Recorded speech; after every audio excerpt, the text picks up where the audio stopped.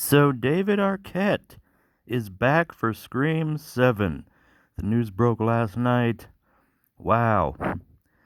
More dead characters coming back. What does this mean? Is it AI? Is it a flashback?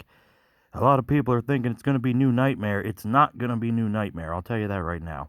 Why do I know that? Because remember Mark Evans? Remember how we were all upset about that it's not Patrick Dempsey? Well, Sydney wouldn't be married to Mark Evans if it's a New Nightmare deal, right? I don't think they will ever do a New Nightmare Scream because you can't really come back from that. You can't say all the Scream movies were just movies and then do Scream 10 or whatever. You know what I mean? Now, you might say, well, they did it for Freddy. They did New Nightmare and then they did Freddy vs. Jason. Yeah, but Freddy's supernatural.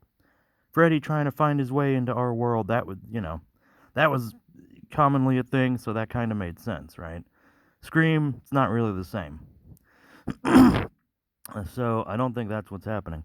But yeah, David Arquette back, that excites me because potentially, if they do the AI thing, if they do the voice changer, that will give David Arquette a chance to really be the bad guy for once, to really taunt Sydney and Gale and, Gale, if you hadn't called me, I'd still be alive. Sydney, if you'd have been there, I'd still be alive. That could be fun. That'll give him a chance to really sink his teeth into that, potentially. Or maybe we're getting a flashback scene. The whole Stu is alive thing. Well, Dewey would have known about that. He's a cop. He would have looked into it. If there was a theory that Stu Macher was still alive, Dewey would have looked into that in the past. So unless that theory popped up shortly after his death, conveniently, then we need a flashback scene to explain why he was duped into believing that, oh no, that's Stu's dead. That's not true.